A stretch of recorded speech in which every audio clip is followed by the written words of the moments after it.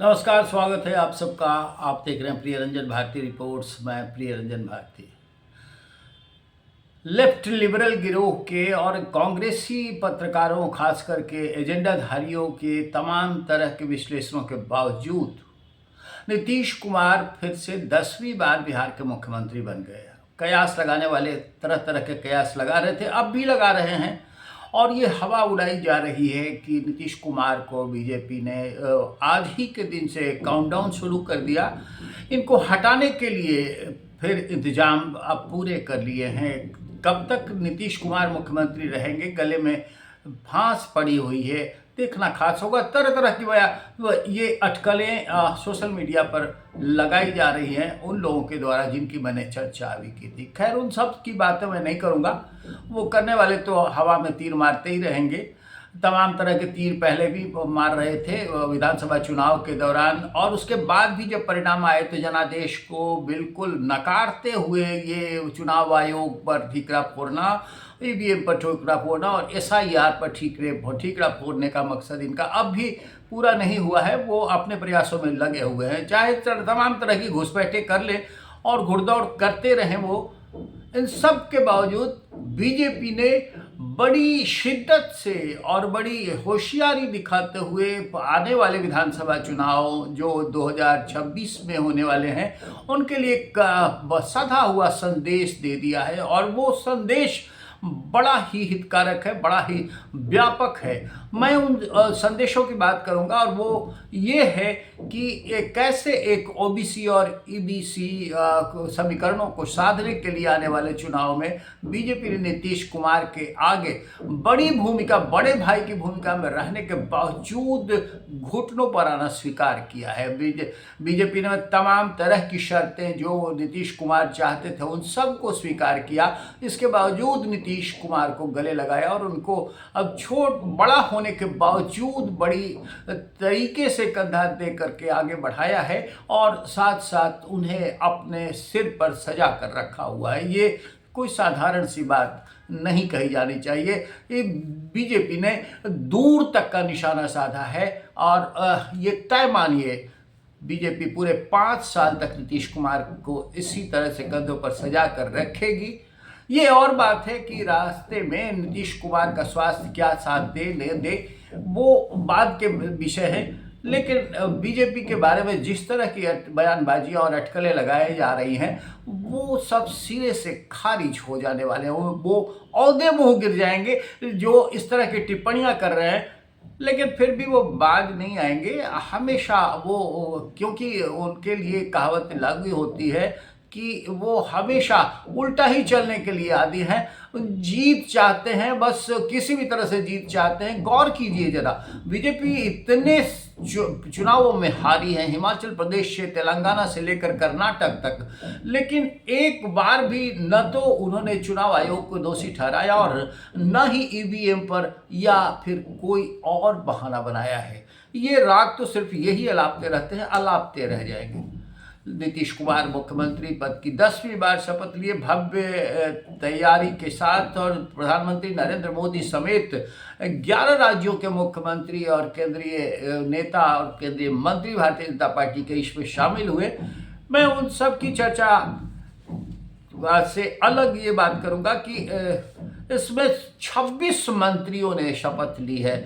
26 में सब बीजेपी के 14 हैं, जनता दल यूनाइटेड के 8 हैं, और एलजेपी-आर के 2 हैं। हम और रालोमो दोनों पार्टियों से एक एक मंत्री बनाए गए हैं। तो जो मंत्री बनाए गए उनके नामों को आपने जान लिया होगा भरसक अब तक कई माध्यमों से, लेकिन मैं फिर आपसे चर्चा करूंगा। सम्राट चौधरी को बीजेपी ने विधायक दल नेता बनाया था अपना, और वो विजय सिन्हा को उप नेता बनाया था सदन में। दोनों को फिर से उप मुख्यमंत्री की जिम्मेवारी दी गई है, तो उन्होंने शपथ ली। इसके अलावा जनता दल यूनाइटेड से वही 8 चेहरे हैं जो पुराने थे, कोई बदलाव नहीं किया है। विजय कुमार चौधरी, विजेंद्र यादव, श्रवण कुमार, इधर लेशी सिंह, मदन सहनी, फिर देखें आप सुनील कुमार और एक मुस्लिम चेहरा जमा खान है। इन सब पर भरोसा किया है। इसके अलावा भारतीय जनता पार्टी से जो मंत्री बनाए गए हैं उसमें मंगल पांडे, डॉक्टर दिलीप जायसवाल, इसके अलावा आप देखें नितिन नवीन, पहली बार दानापुर से बाहुबली रीतलाल यादव को हरा करके चुनाव जीते रामकृपाल यादव। इसके अलावा फिर आप देखें श्रेयसी सिंह और संजय कुमार टाइगर, अरुण शंकर प्रसाद, सुरेंद्र मेहता, नारायण प्रसाद, रमा निषाद, लखेंद्र कुमार रोशन, इन सब को मंत्री बनाया गया है। श्रेयसी सिंह, डॉक्टर प्रमोद कुमार, संजय कुमार, अरुण शंकर प्रसाद, सुरेंद्र मेहता, नारायण प्रसाद, रमा निषाद, लखेंद्र कुमार रोशन, ये पहली बार मंत्री बनाए गए हैं। इसमें रमा निषाद और आई से जीती है, बड़ा ये निषाद मल्लाह चेहरा है। और इसके अलावा जो दीपक प्रकाश हैं वो उपेंद्र कुशवाहा के बेटे हैं, उनको मंत्री बनाया गया है। संजय कुमार सिंह को लोजपा आर ने बनाया है। संजय कुमार सिंह तेज प्रताप यादव को महुआ से हरा करके जीते हैं। इसी तरह से संजय कुमार पासवान को भी मंत्री बनाया गया है। इन सब चेहरों की बात आप समझ गए, लेकिन इसके साथ साथ ये खूबी है मंत्रिमंडल में कि जिस तरह से नए चेहरे लाए गए हैं, अब उनमें भले ये अंतर हो कि कौन कौन से जाति के हैं और किस तरह का विश्लेषण उनके बारे में किया जाए, मैं उन जाति के विश्लेषणों में नहीं पढ़ूंगा, लेकिन सबसे खास बात है कि 3 महिला मंत्री बनाई गई हैं। श्रेयसी सिंह, डॉक्टर रमा निषाद और लेसी सिंह जनता दल यूनाइटेड की हैं और पहले से वो मंत्री रही हैं। वो सबसे अधिक 55,000 से अधिक वोटों से अपने निकट प्रतिद्वंदी राष्ट्रीय जनता दल के उम्मीदवार को हराया था। और श्रेयसी सिंह ने भी कमाल की जीत दर्ज की है जमुई से। और डॉक्टर रमा निषाद वो जीत कर आई हैं और उन्होंने बहुत खास ढंग से, महत्वपूर्ण तरीके से रमा निषाद चैनपुर से जीत करके आई हैं। दीपक प्रकाश जो उपेंद्र कुशवाहा के बेटे हैं वो भी मंत्रिमंडल में शामिल किए गए। इन सब के अलावा आप देखें कि भारतीय जनता पार्टी ने किस तरह से नीतीश कुमार की शर्तों को लगातार अपने बड़े भाई होने के बावजूद, बड़ा दल होने के बावजूद सिरे से स्वीकार कर लिया। भारतीय जनता पार्टी को सभाध्यक्ष पद पर पहले से उम्मीद थी और अमित शाह के साथ बातचीत में नीतीश कुमार इस बात पर सहमत हो गए।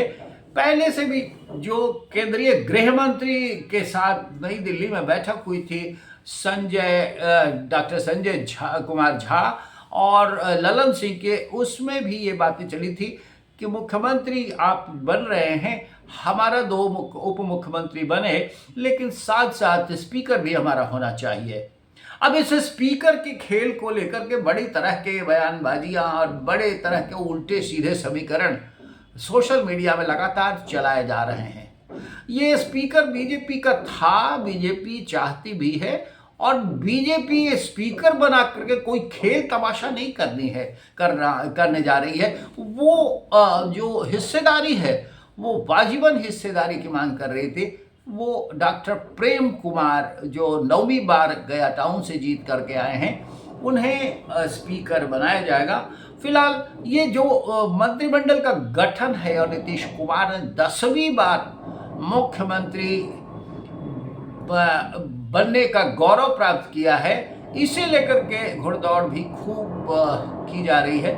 उन घुड़दौड़ों पर आप गौर करिए या फिर ये बातें निकलकर जो सामने आ रही है जनादेश के बाद से कि बिहार में किस तरह की आंधी चली है, किस तरह के समीकरण बने हैं और कैसे जीत दर्ज की है लोगों ने, इस तरह के हवा खड़ा करने के बावजूद कि SIR के कारण गलत संदेश गया और वोट चोरी की गई तमाम तरह की बातें जिस तरह से की गई है, उनके बावजूद अगर आप गौर करिए कि ईवीएम को दोष कितना ठहराया जा रहा है, ईवीएम का अब के बारे में तरह तरह के कुछ प्रचार किए गए, ऐसा वाकई जनादेश का अपमान है। अगर ऐसा ही किया गया होता तो शायद बीजेपी कोई चुनाव नहीं हारती, और ऐसा ही किया गया होता तो जीत का अंतर 27 वोट और 200 वोट और उनसे कम वोटों की भी गिनती नहीं हो पाती। तब तो एक तरफा जीत होती और सबका सुपड़ा बिल्कुल साफ हो जाता। शायद 25 और 32 सीटें भी, 35 सीटें भी विपक्ष को नहीं मिल पाता। लेकिन वो घुड़दौड़ करने वाले घुड़दौड़ करते रहे। बीजेपी ने एक बड़ा संदेश दिया है और वो आने वाले दौर में और भी आंधी चला कर रहेगा। और जिस तरह से मोदी है तो मुमकिन है वाली बात चरितार्थ होती जा रही है, अब मोदी को हरा पाना इन तिकड़मबाजों के लिए कतई संभव नहीं हो पाएगा। क्यों? ऐसा इसलिए कि मोदी के साथ, जैसा बिहार में मोदी और नीतीश की जोड़ी के साथ सभी जातीय बंधन तोड़ करके एक मंच पर आ गई। ईबीसी, ओबीसी, पिछड़ा, महिलाएं, अति पिछड़ा, दलित, सब के सब सिर्फ एक भय के कारण एकजुट होकर के एनडीए के पक्ष में आ गई। एनडीए विकास का चेहरा लेकर के चल रहा था और अब भी जो विकास की सूरत बनाई गई है, जनता का आभार अब विकसित होगा बिहार इस नारे के साथ। जब नीतीश कुमार का रथ आगे चलेगा तो देखिए फिर आगे ये समीकरण बनाने वाले और आंधी में किस तरह से उखड़ कर कहाँ चले जाते हैं, कोई अता पता रहता भी है या नहीं, ये आने वाले वक्त में समझ में आ जाएगा। आज के अंक में बस इतना ही। हम आपसे निवेदन करेंगे कि हमारे इस वीडियो पर अपनी प्रतिक्रिया कमेंट बॉक्स में ज़रूर दीजिए। साथ साथ हमारे चैनल प्रियंजन भारती रिपोर्ट्स को अब तक सब्सक्राइब नहीं किया है तो सब्सक्राइब करिए, लाइक कीजिए, शेयर कीजिए। फिर मिलते हैं। नमस्कार।